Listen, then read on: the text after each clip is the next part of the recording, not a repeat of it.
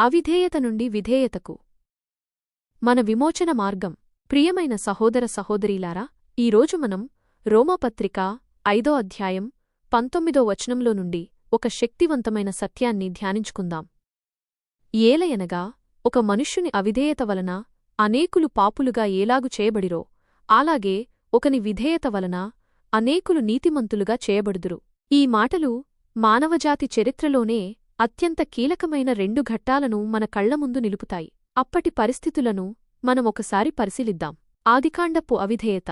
ఆదిలో దేవుడు ఆదామును సృష్టించి ఏదెను వనంలో సమస్త ఆశీస్సులను అనుగ్రహించాడు. అయితే ఒక్క ఆజ్ఞను మాత్రం పాటించమని చెప్పాడు. మంచి చెడుల తెలివినిచ్చు వృక్షఫలములను తినవద్దు. కాని ఆదాము మరియు హవ్వలు అపవాది మాటలు విని దేవుని ఆజ్ఞను ధిక్కరించాడు. ఈ ఒక్క అవిధేయత కేవలం వారిని మాత్రమే కాదు, వారి ద్వారా మానవజాతి మొత్తాన్ని పాపంలోకి, శాపంలోకి, మరణంలోకి నెట్టివేసింది. వలన దేవునికి మానవునికి మధ్య సంబంధం తెగిపోయింది. మానవులు దేవుని మహిమను కోల్పోయి నిస్సహాయ స్థితిలో ఉన్నారు. మోషే ధర్మశాస్త్రం ఇవ్వబడినప్పటికీ అది పాపాన్ని మరింత స్పష్టంగా చూపించింది తప్ప పాపం నుండి విడిపించలేకపోయింది. బలులు అర్పించినా అవి పాపానికి తాత్కాలిక నివారణే తప్ప శాశ్వత విమోచన కాదు. అటువంటి నిస్సహాయ పరిస్థితుల్లో మానవాళికి ఒక విమోచకుడు అవసరమయ్యాడు. క్రీస్తు విధేయత విమోచన మార్గం.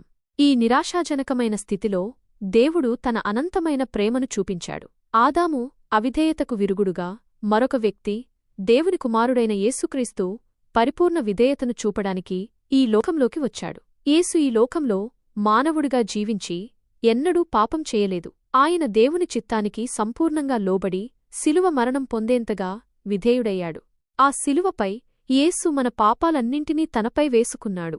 ఆదాము అవిధేయత వలన వచ్చిన పాపశాపాన్ని ఆయన తన పరిపూర్ణ విధేయతతో తొలగించాడు. ఆయన మరణం ద్వారా దేవుడు మన పాపాలను క్షమించాడు. ఆయన పునరుత్థానం ద్వారా మనకు నిత్యజీవాన్ని అనుగ్రహించాడు.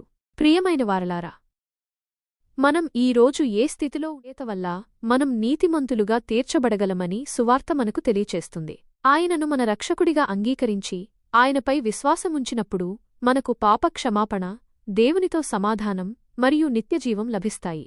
ఆమెన్.